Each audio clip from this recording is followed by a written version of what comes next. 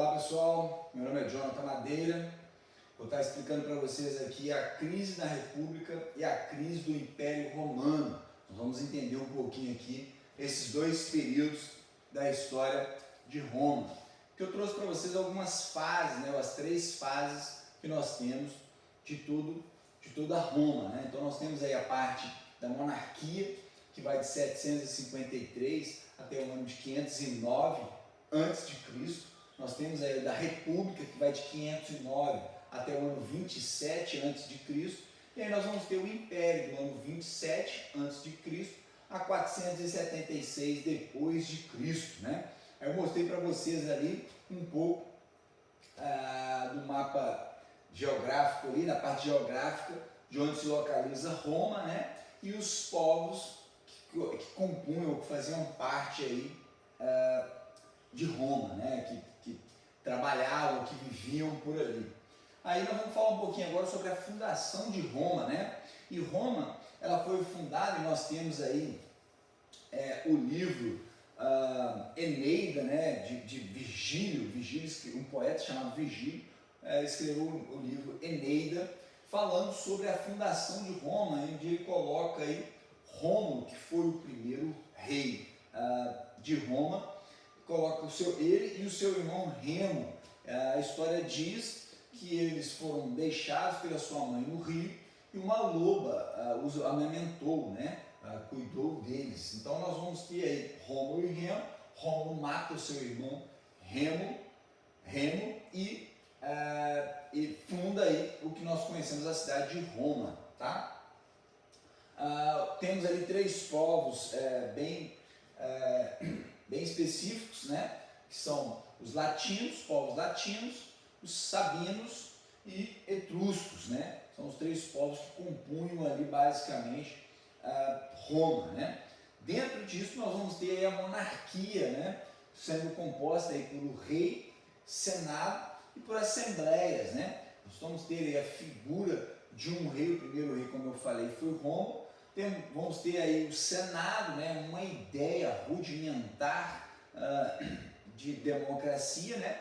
Onde eles faziam a legislação de Roma, e as assembleias, onde se tomavam todas as decisões.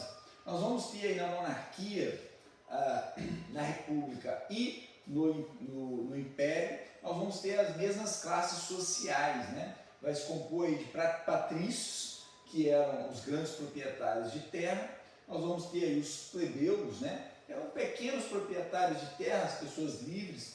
Vamos ter os clientes ou os homens livres, que eram pessoas que não tinham posse alguma, mas que eram livres. E aí os escravos compondo a parte de baixo dessa estrutura, né? Os escravos aí, nós entendemos que os escravos nessa época eram considerados aqueles povos que eram conquistados e traziam-se essas pessoas para serem escravos em Roma. Não tinha ainda uma ideia racial ou étnica, né? Mas a ideia aqui é porque eles eram conquistados e vinham para Roma para serem escravos. Ou também escravos eram aqueles que, por causa de dívida, não conseguiriam quitar suas dívidas e se tornavam escravos para poder pagar a sua dívida. Então, basicamente, nós temos toda essa estrutura de classe social dentro de Roma. E aí, na República, nós vamos ter aí uma estrutura um pouco diferente. Mas antes disso, deixa eu voltar aqui. O que aconteceu?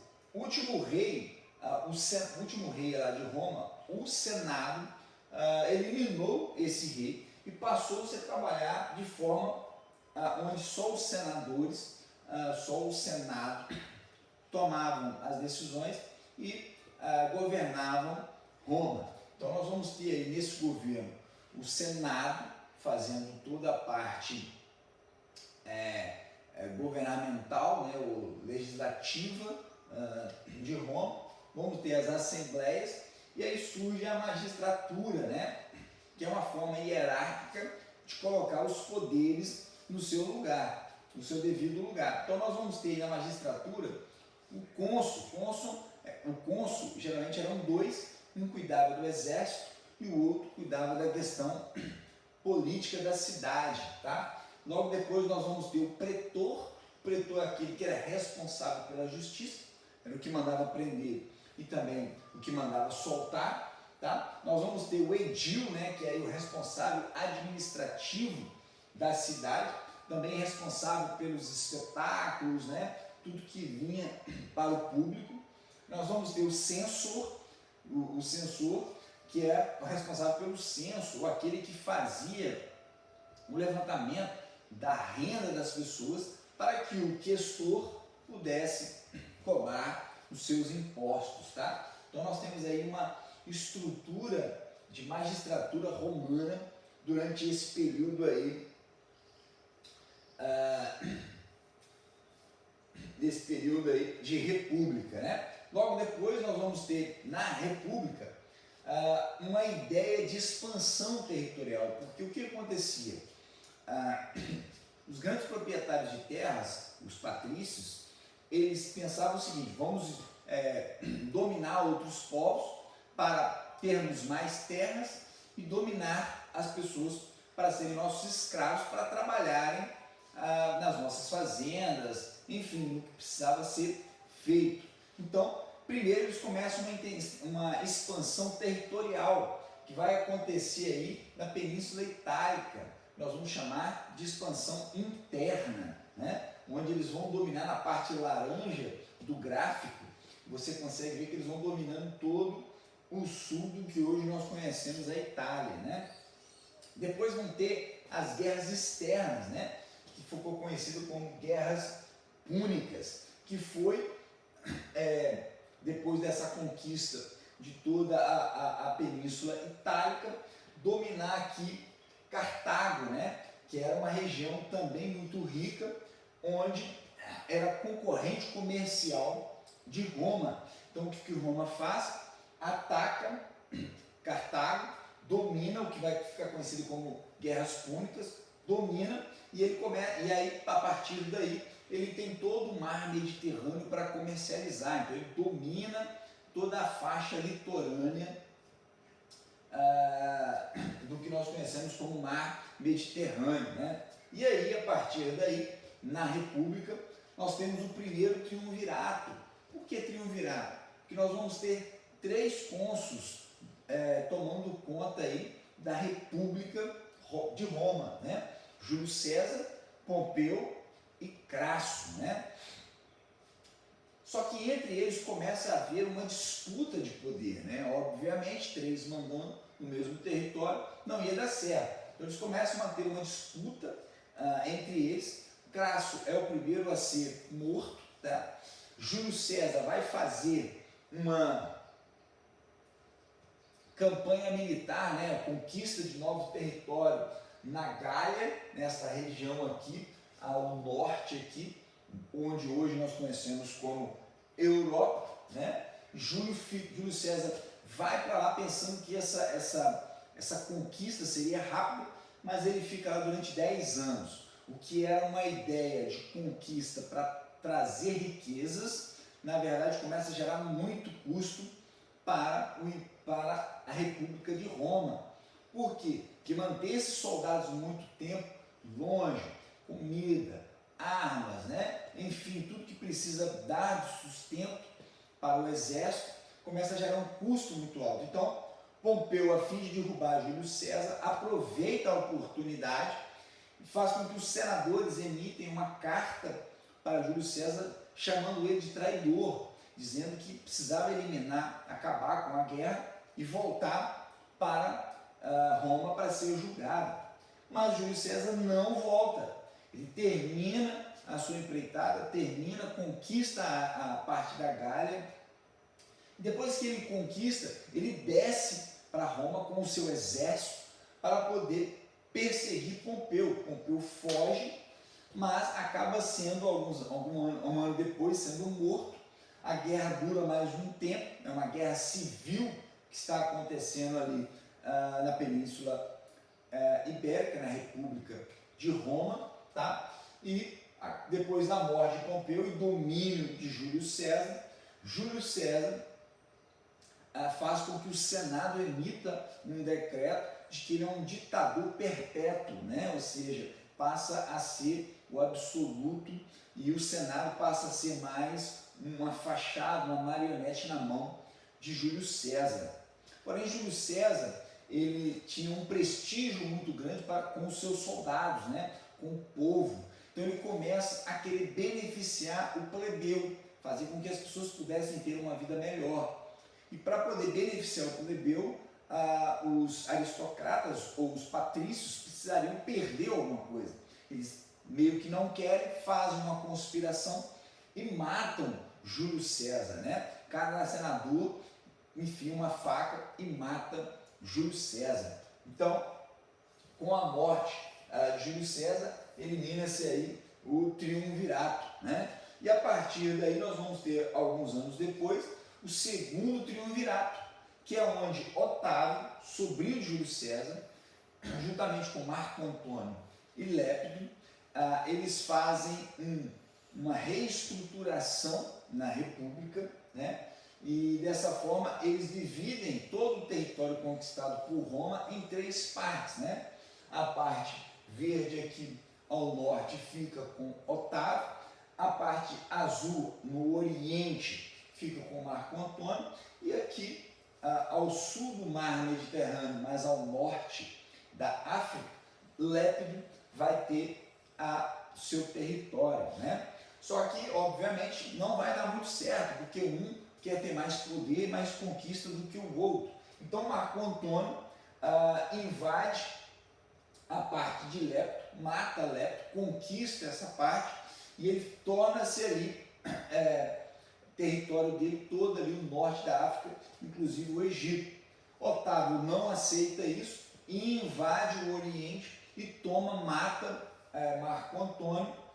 Aliás, mata não. Marco Antônio ele tem um relacionamento com Cleópatra.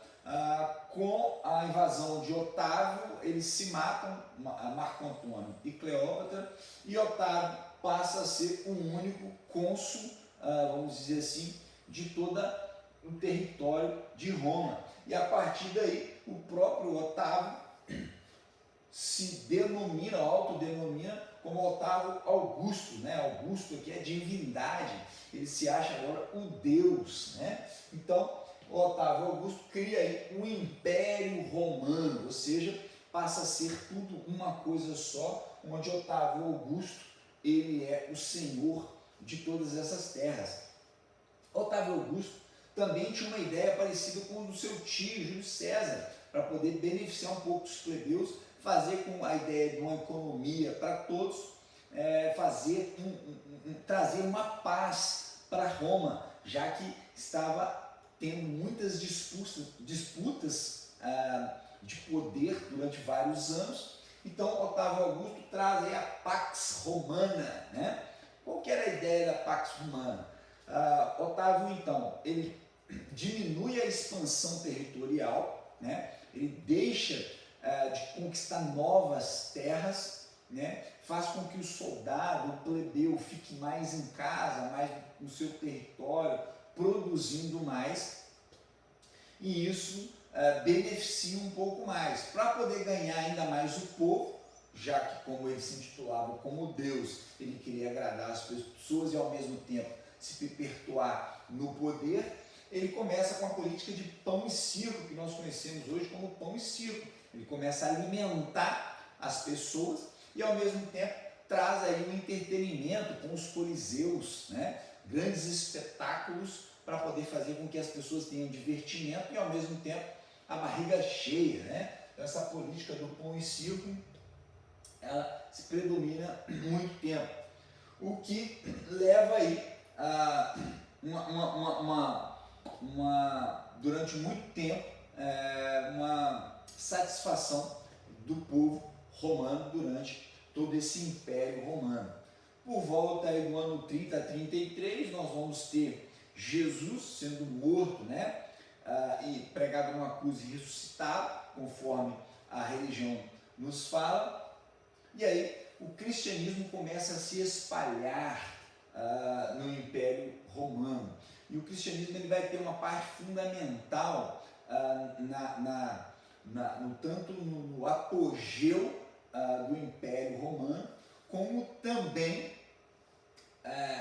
vai trazer muitos conflitos internos durante esse período. Então o cristianismo aí, ele até então, até o ano ali 60 e pouco, não traz muito problema para Roma, até que Nero, né? Nós temos algumas perseguições dos cristãos muito pontuais, nada institucional. A partir de 64, Nero coloca o fogo em Roma, em uma parte de Roma, e culpa os cristãos. E aí faz um decreto para perseguição aos cristãos, e isso transforma um pouco a sociedade naquela época dentro do período romano, né? Até que nós vamos ter lá em 313, no Edito de Milão, né? Nisso nós temos muitos comerciantes se convertendo ao cristianismo. Por quê?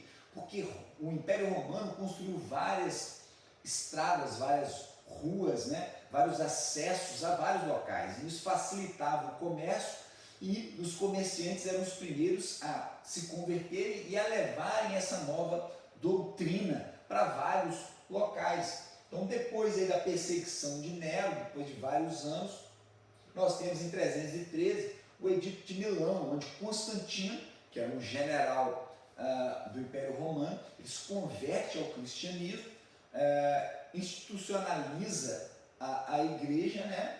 E o Edito de Tessalônica, somente em 380, é que vai se tornar aí com religião oficial de Roma, né? Então vai ser institucionalizado aí a igreja. Isso foi feito pelo imperador Teodósio I, né? Em 380, tá? Como que era essa perseguição aí até então? Os cristãos eram mortos, né? Como espetáculo nos coliseus, por animais e por gladiadores, né? E nós temos aqui uma imagem de Nero, né? A história diz que enquanto o fogo consumia parte de Roma, Nero tocava seu instrumento musical com alegria e satisfação, né?